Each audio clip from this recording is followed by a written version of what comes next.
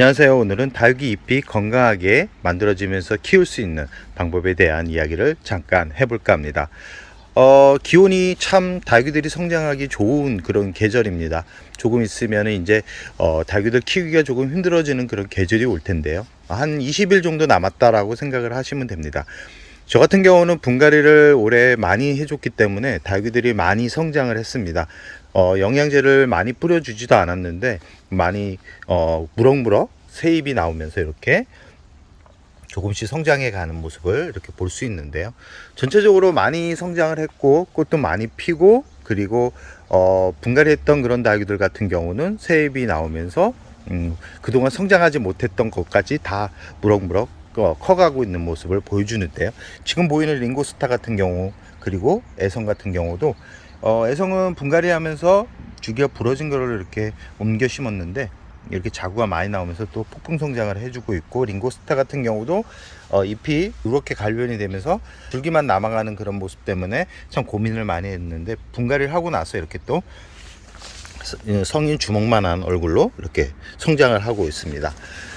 닭이를 바글바글 예쁘게 건강한 잎을 만들기 위해서는 많은 분들이 분갈이를 의외로 생각을 많이 안 하고 영양제를 많이 주려고 노력하는 분들이 많더라고요.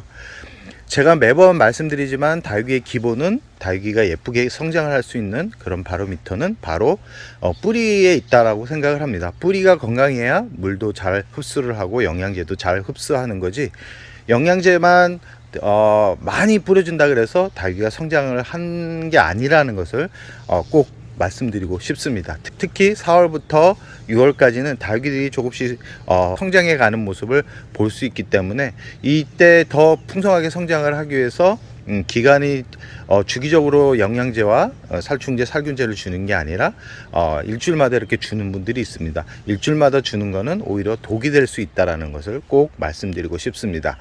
그렇기 때문에 닭이를 예쁘게 키우고 싶은 분들 같은 경우는 영양제 같은 경우는 보통 3, 6, 9, 11월 정도 총 1년에 한 4번 정도만 쳐주면 되고요. 영양제를 줄 때는 연면 시비로 주는 칼슘제 빼고는 뿌리까지 전달되게 저면간수로 1시간 정도 담가주는 게 좋은데, 양이 많은 분들 같은 경우는 저면간수가 하기가 쉽지는 않습니다. 그렇기 때문에 물을 줄 때 영양제를 희석해 가지고 뿌리까지 전달되게 듬뿍 주셔야 됩니다. 잎에만 살짝 묻으면 영양분이 뿌리에 전달이 안 되기 때문에 주지 않는 것과 같다라고 생각을 하시면 됩니다. 그러나 칼슘 같은 경우는 연면 시비가 가능해서 잎에 묻기만 해도 냉해와 여름의 뜨거운 기온에 뿌리가 어느 정도 버틸 수 있는 힘을 만들어주는 주기 때문에, 칼슘제만 뿌려준다 그러면 연면 시비 잎에 묻게 뿌려주는 것도 괜찮지만 다른 영양제, 질소, 인산, 칼륨 같은 경우는 뿌리까지 전달되게 듬뿍 주셔야 된다라는 말씀을 꼭 드리고 싶고요. 이 영양제 같은 경우 너무 과하게 주면 어떤 현상이 발생하냐면 잎이 떨어지고 잎이 말라가면서 잎이 후두둑 지저분해집니다. 성장을 하다가 갑자기 잎에 튼다 그러네, 살이 트듯이 터버리면서 나중에는 그 잎이 떨어지는 그런 모습을 보여주기 때문에, 내가 키우고 있는 닭이가 잎 표면이 트거나 아니면 잎 갈변이 되면서 잎이 떨어지거나, 아니면 보통 성장하는 것과 다르게 잎이 너무 통통한 그런 얼굴을 보이고 있는 그런 닭이가 있다 그러면, 그런 닭이들 같은 경우는 거의 대부분 영양분이 너무 많이 들어가 가지고 불균형이 진행되고 있는 그런 상황이라고 생각을 하시면 됩니다.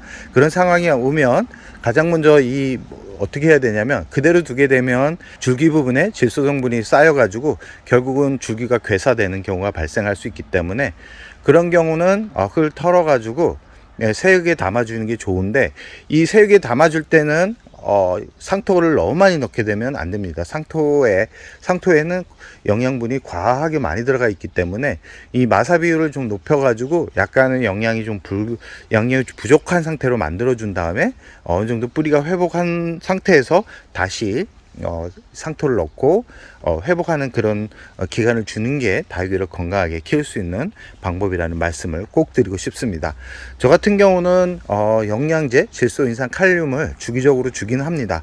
그러나 더 중요시 여기는 게 뭐냐면, 이 화분 속 안에 있는 토양이 산성화가 되는 것을 막아주는 겁니다. 산성토를 좋아하는 이 식물들이 있지만 이 다육이 같은 경우는 산성토를 그렇게 좋아하는 식물은 아니기 때문에 산성화가 되기 전에 이 흙을 알칼리성으로 돌려주는 그런 환경을 만들어주는 게 더 중요하다고 생각하기 때문에 저 같은 경우는 토양 분갈이를 하지 않는다 그러면 토양 개량을 할 수 있는 그런 영양제를 뿌려줍니다. 그게 아니면 대부분 저 같은 경우는 분갈이를 주기적으로 해주려고 노력을 하는데 대부분 영상을 보면 아시겠지만 대품들입니다. 한번 분갈이 하려고 그러면 너무 힘들기 때문에 대부분 한 1년 정도 지나서 분갈이를 못했던 다육이들 같은 경우는 토양 개량이 가능한 영양제를 뿌려줘 가지고 임시적으로 얘네들이 겨울, 여름을 힘들지 않게 날 수 있게 환경을 만들어 준다라는 것을 말씀드리고 싶고요. 집에서 키우는 분들 같은 경우는 양이 많지 않기 때문에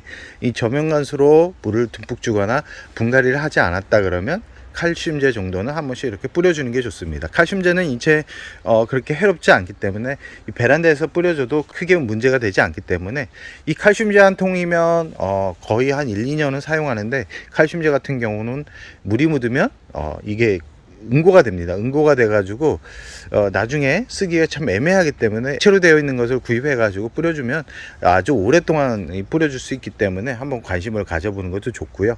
그리고 다육이 잎이 갈변이 되면서 잎이 자꾸 떨어지는 그런 다육이들 같은 경우는 거의 이제 나이가 있는 그런 다육이라고 생각하시면 됩니다. 줄기가 목질화가 거의 진행이 되기 때문에 그런 다육이들 같은 경우는 성장하는 그런 기간이 와도 회복하는 시간이 꽤 오래 걸립니다. 꽤 오래 걸리기 때문에 그런 다육이는 지금은 분갈이하는 시기가 좀 애매하기 때문에 가을 정도 왔을 때 전체적으로 줄기만 남기고 기존 뿌리는 다 제거를 한 다음에 새 뿌리를 내려가지고 심어주는 게 좋습니다. 아까 보여드렸던 이 링고스타가 뿌리를 다 제거를 하고 새 뿌리를 내려가지고 거의 한 달 만에 이 실뿌리가 나오면서 이렇게 폭풍 성장을 하고 있는 모습을 보여주고 있는 겁니다. 지금 아래 보시면 예전에는 노랗게 변하면서 물컹거리는 그런 성질이 강했는데 지금은 그런 모습 없이 이렇게 건강한 모습을 보여주고 있는 것을 확인할 수 있죠. 이 애선 같은 경우도 뿌리가 하나도 없던 게 흙에 올려놓은 상태에서 이렇게 또 건강하게 폭풍 성장하고 있는 모습을 확인할 수 있습니다.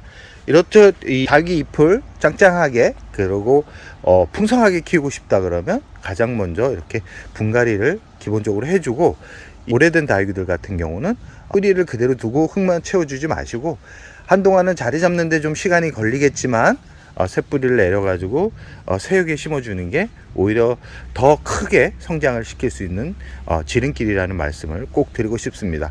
그리고 강한 햇살이 다육이들한테 다 좋다라고 생각하시는 분들이 있는데 무조건 강한 햇살이 다 좋은 건 아닙니다.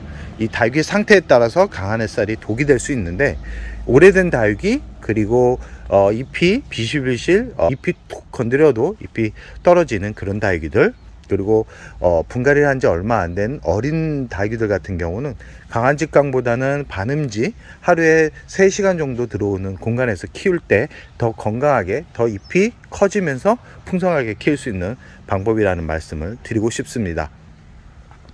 약한 다육이들 같은 경우는 햇살이 다 좋은 게 아닙니다. 오히려 햇살이 독이 될 수 있기 때문에 이 상태가 좋지 않은 그런 다육이들은 꼭 강한 햇살을 피해서 약간 음지, 반음지인 그런 환경에서 키우는 게 좋고요. 건강한 다육이들 같은 경우는 강한 햇살에도 잘 버팁니다. 버티기 때문에 이런 홍매화나 원종 캔디를 보시면 이 강한 햇살에도 잘 자라고 있죠. 이 줄리아철화도 뿌리가 어느 정도 회복되니까 이렇게 잎이 정상적인 얼굴로 돌아오고 있죠.